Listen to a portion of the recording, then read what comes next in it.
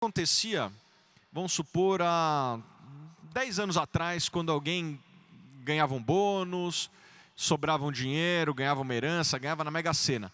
Esse camarada, ele ia na instituição financeira ali, no banco da sua cidade. E o que acontecia? Ele chegava no gerente e falava: o que eu faço com esse dinheiro? E o gerente tem que lembrar que ele trabalha para o banco. Apesar de você ser cliente do banco, quem paga o salário dele é o banco. Então ele é um cachorro de dois donos, né? Para quem que ele trabalha? Para o dono do banco, para o acionista do banco, ou para o cliente? Se ele tiver que escolher um dos dois, ele vai sempre escolher quem paga o salário dele, que é o banco, né? Então, o que acontecia quando você chegava lá com a sua herança, com o seu bônus, etc.? Ele ia vender o que era melhor para o banco e não o melhor para você. E apesar de, desde a época que eu usava fraldas, as ações do Itaú e do Bradesco e do Banco do Brasil serem talvez um dos melhores investimentos do mundo, jamais um gerente ia indicar para você as ações do próprio banco. Ele ia querer que você investisse nos produtos do banco. Enfim, eu não vou julgar eles estão na posição deles, têm família, têm contas para pagar, eles têm que bater a meta deles, e as metas deles estavam desalinhadas com a sua, né? E, felizmente, a internet empoderou o consumidor, o investidor. Esse cara hoje ele não depende somente do gerente. Ele pode ouvir a opinião de outras pessoas através da internet. Pode jogar no Google, pode ir no YouTube, pode ir nas redes sociais e assim formar a sua opinião, né? E a gente, obviamente, forma parte da opinião, e eu até incentivo que vocês vejam a opinião de outros e cheguem na sua própria conclusão.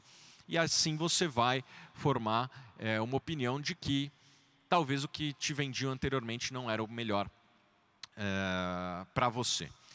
Eu vejo muitos aqui que devem estar tendo sucesso na sua vida profissional, e eu queria contar aqui um pouco a minha história e o porquê que os investimentos mudaram a minha vida. Eu tenho um histórico no mercado de capitais. Eu comecei a investir ainda com 17 anos, através de um clube de investimento, um valor de um carro popular, não um carro desses daqui bonitões que eu estou vendo por aqui, mas um carro, 50 mil reais na época, 2003 isso, era, sei lá, equivalente a 100 e poucos mil reais hoje. Esse é o dinheiro que eu comecei a investir, um valor que meu pai tinha num clube de investimentos, e comecei a comprar ações de boas empresas a bons preços. Vou fazer aqui um resumo da minha estratégia, né? E foi uma estratégia bastante vencedora. Eu transformei esse clube num fundo. O fundo superou as médias de mercado praticamente em todos os anos. Eu vendi minha participação no fundo, comprei ações e fundos imobiliários que me pagavam a renda e me considerava, vamos dizer assim, aposentado aos 30 anos. Mas a aposentadoria é legal o primeiro mês, o segundo, o terceiro. Depois começa a bater uma angústia, né? Porque, pô, eu quero ser produtivo, não quero ficar aqui até as 4 da manhã jogando FIFA. E era isso que eu fazia. Putz, eu me toquei que eu estava no caminho errado quando o vizinho reclamou porque eu estava gritando às 4 da manhã porque eu tinha tomado um gol aos 45 no FIFA. Eu falei, pô, quem joga FIFA sabe o que eu estou falando. É uma coisa muito triste você tomar um gol no final e eu estava às 4 da manhã gritando. E eu falei, pô, não dá para ficar com essa vida, né? Preciso voltar a fazer alguma coisa aqui.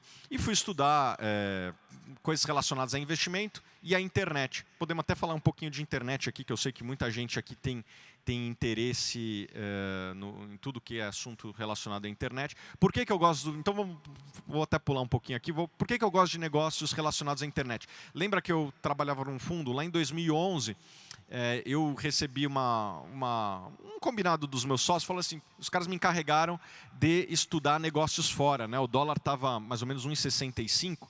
E a nossa tese era que, pô, não é possível que só tenha negócios bons no Brasil. Vai estudar negócios fora.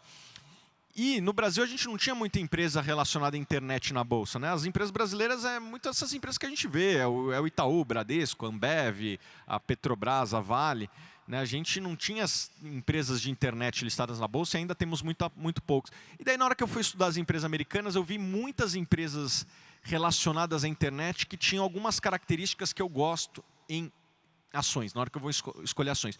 Quais são essas características? 1, crescimento. 2, rentabilidade.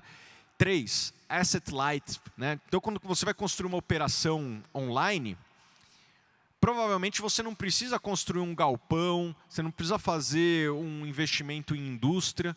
Quase tudo hoje na internet você consegue fazer, entre aspas, as a service, né? Você paga uma mensalidade. Então, em vez de você construir servidor, você paga lá para a Amazon para ter seu site hospedado lá.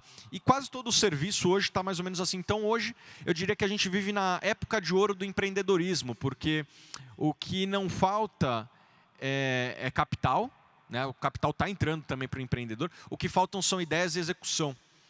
E, no passado, se você for ver os grandes empresários do passado, né, eram pessoas que tiveram que botar um investimento muito grande. Nos Estados Unidos, lá o Carnegie, o Rockefeller, construir uma petrolífera, construir uma siderúrgica, isso vai muito capital. Né? No Brasil, aqui, quem que eram os grandes empresários do passado lá? O Votorantim, né? O Hermílio de Moraes. Construir uma fábrica de cimento vai muito capital, de celulose vai muito capital.